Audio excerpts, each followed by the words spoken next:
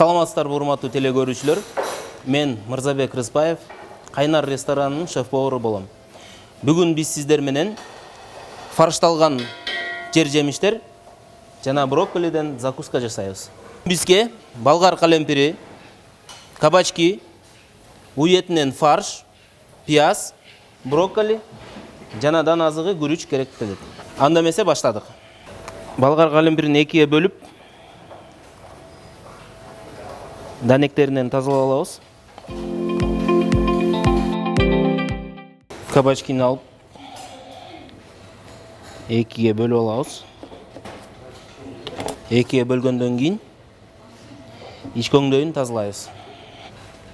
Качык менен кадимкидей эле кырып туруп эле тазалап алабыз. Ичин тазалагандан кийин чыккан мякоть эмелерди ыргытпайбыз, буларды да майдалап ичиндеги фаршка кошобуз.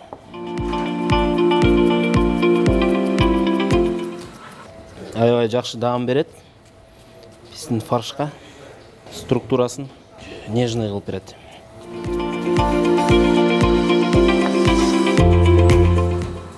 Андан кийин пиязды майдалайбыз.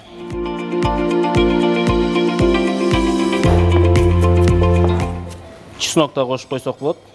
Чеснокта майда кылып туруп алабыз. Биз азыктарды туурулап майдалап алдык. Анда эмесе фаршты кууруганы кеттик.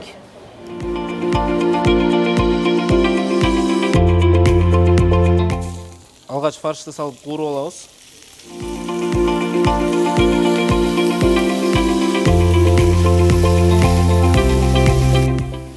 Фарш бир аз куурулгандан кийин чеснок. Чесноктон кийин пиязды салабыз.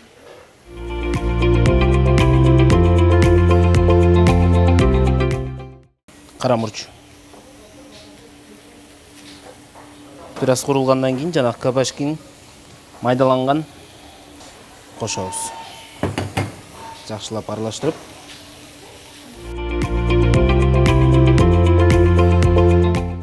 Биздин даяр болгон фаршыбызга бышырылган күрүчтү кошуп аралаштырабыз.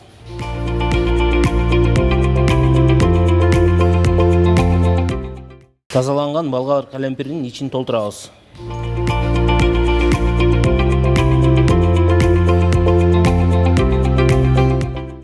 Кабачокту да дал ушинтип толтурабыз.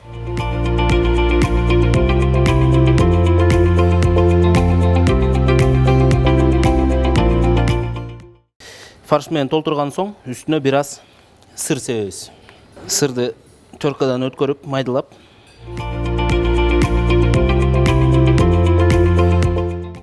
Фаршталган калемпирдин жана кабачкинин үстүнө сыр себебиз.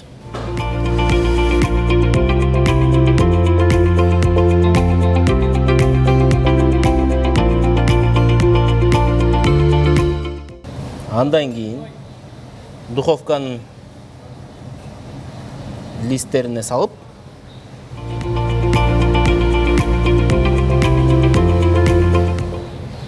алып келип кадимкидей үйдөгү духовкага салабыз.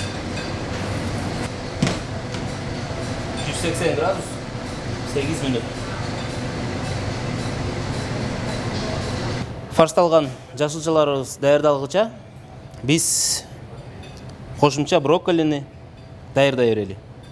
Алгач ирет биз брокколини тазалап, мондай сегменттерге бөлүп алабыз. Өтө майда эмес, өтө чоң эмес кылып, орточо кылып майдалап алабыз. Брокколи аябай бат даяр болот. Монтип даярдап алдык. Андан кийин сууга кайнатабыз. Сууну бир аз туздап алып, брокколини салабыз.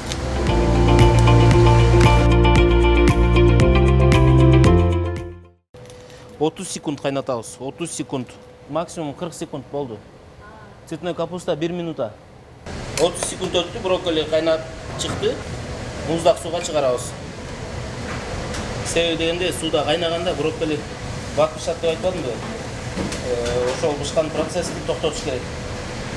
Эң бат муздак сууда токтойт. Сливочный масланы бир аз салып. Майы сөйлегенден кейін biraz чеснок қосып тұрып, одан кейін сметананы қосамыз. Сметана ерігеннен кейін брокколилерді қосып аламыз.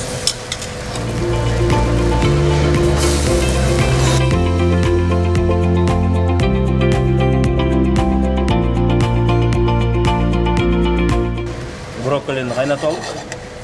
Даяр болды. Урматтуу телекөрүүчүлөр, биздин тамактарыбыз даяр болду. Фаршталган болгар калемпири жана фаршталган кабачок.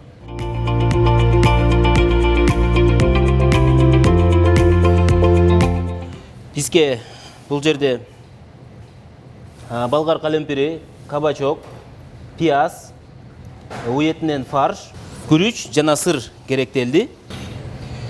Андан кийин брокколиден жасалган гарнирибиз да даяр кошумча. Биз бул жерде брокколи, чеснок, сливочное масло жана каймак колдондук.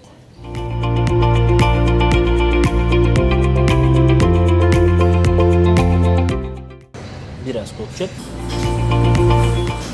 Биздин тамактарыбыз даяр болду. Тамагыңыздар таттуу болсун, туура тамактаныңыздар.